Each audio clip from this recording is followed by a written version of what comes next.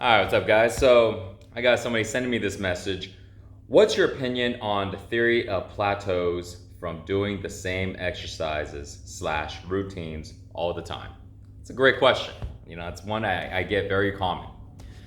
So I want you to look at it like this. Number one, you don't plateau because you're doing the same routine and the same exercises all the time. The reason why, see, you're asking this because I do the same thing every day.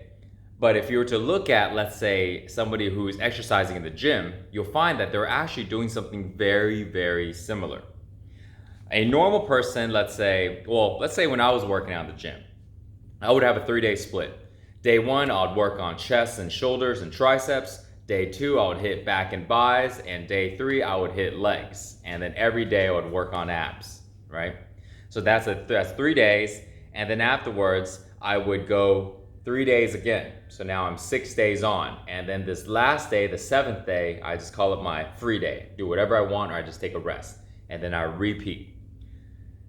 These exercises that I do on these first 3 days is the exact same exercises that I do on the next 3 days. So in reality, I'm doing these exercises over and over and over every single week. And the difference with doing this versus what I'm doing right now is I take 3 days to go ahead and do all these exercises. Versus right now, I do all of these exercises all in 1 day, okay?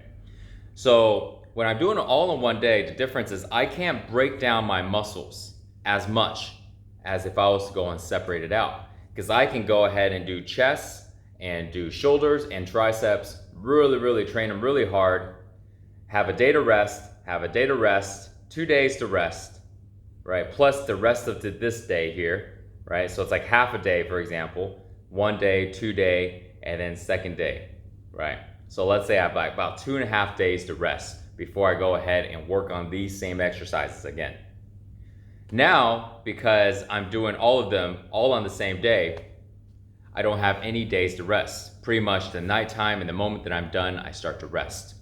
So all that means is I don't get to tear down the muscles as much. If usually I tear it down to 100%, right? I can't do any more or I'm gonna get injured. Now, I would tear only down to a max of 70%, maybe even less. So this way, I can have a shorter recovery time and then I can hit it again the next day. So if I'm doing that, somebody can go, well, you are not going to get as much results if you do that because you want to tear it down all the way. But if we look at the sheer of what creates results, if you are tearing down your muscle just 70% and then only 70% every single day, somebody can go ahead and argue that, well, 70% is good, better than nothing, but it's not 100%. So it's better just to break it down 100%, right? And then not even train every day. Maybe just train 5 days a week and break it down 100%. Well, if you look at it, let's say if you're just looking at sheer numbers, if you look 100% times 5, that's 500, right? That's 500 number. If you take 70% and times it by 7, that's 490. So very close to this 100%, right? So that's just one way to look at it. But in reality, when you're training it every single day, you're still able to get results because you're allowing that recovery time to happen, okay? And therefore, your muscles are still able to recover, even if you're hitting it every day. And because you're doing the same exercises every day, just like you're doing the same exercise for chest and legs and back and everything else every single week, there's not that much of a difference. The major difference comes with either using weights or using body weight, and that's a whole different story. So in other words, if I was gonna go in the gym and I was gonna go ahead and every day bench press and do deadlifts and do squats and do bicep curls and do tricep curls, and do, weighted abs, for example, right? If I was to go ahead and do all these lifts every single day, which I've done before, would I be able to get results? Yeah, I will still be able to get results. Could I tear my muscles down 100%, work on the volume every single day and just like the way I'll do a 3-day split? No, I wouldn't, because if not, I would get injured or I would overtrain, okay, the next day. So then I would apply the same principle, right? If I was to go ahead, normally for chest, I would do about, let's say, usually, let's see, maybe about 5 to 6 sets per exercise, and I'll do about 3 exercises to sometimes 4 exercises. So that would be about 18 sets, give or take, right? Just for chest. And then I move on to something else. So that's how I was doing before when I was in the gym. So now, instead of, let's say, 18 sets, I probably would do maybe 4 sets, right? So let's say I'm bench pressing. That's my chest for today. So I'm doing bench pressing. One warm-up set, a second progression up, maybe 135, and then 185, and then maybe 245, and then afterwards, do 2 sets of 245 or 265, another 265, and I'm done with chest. That's how my normal chest routine would go.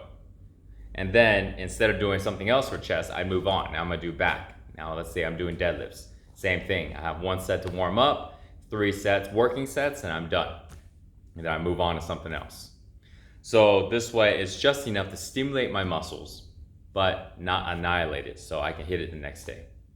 Same idea. The same exercises, you can still progress because in reality, everybody is progressing, doing the same exercises, doing the same routines.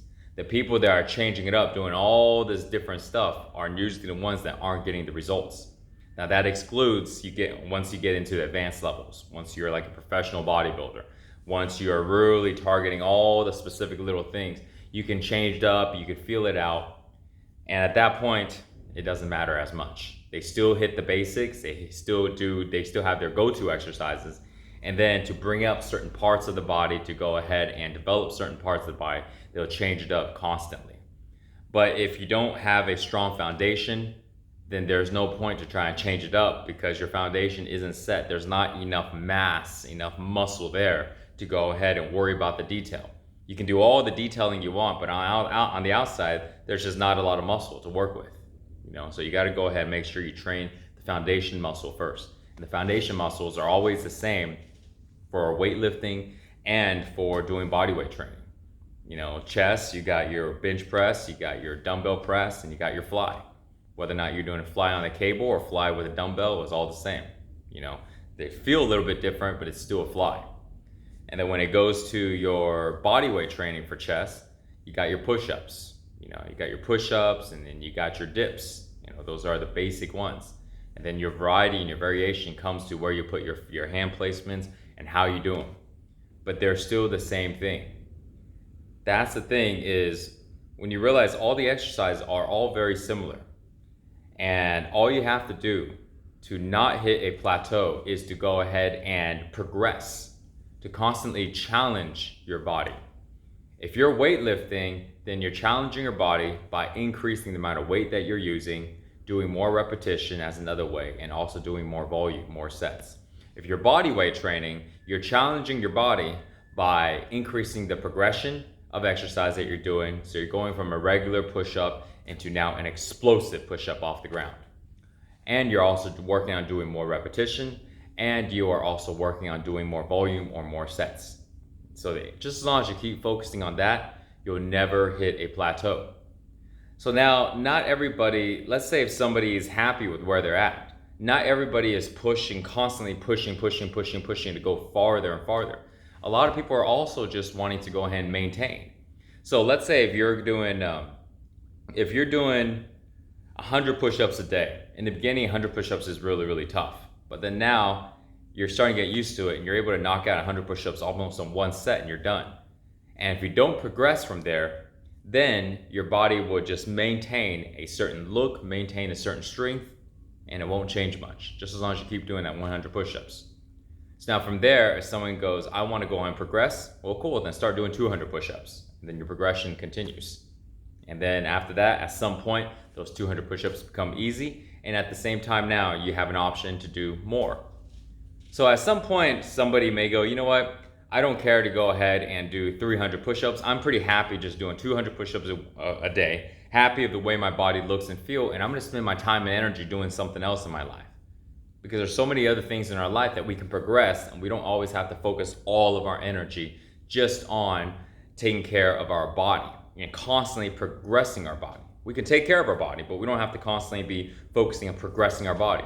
There's a lot of other areas that require our attention in our life to go ahead and progress on, from our work to our relationships to our other personal interests, to our friends, or if we have children, we can spend more time with them. We don't have to constantly only focus on one thing.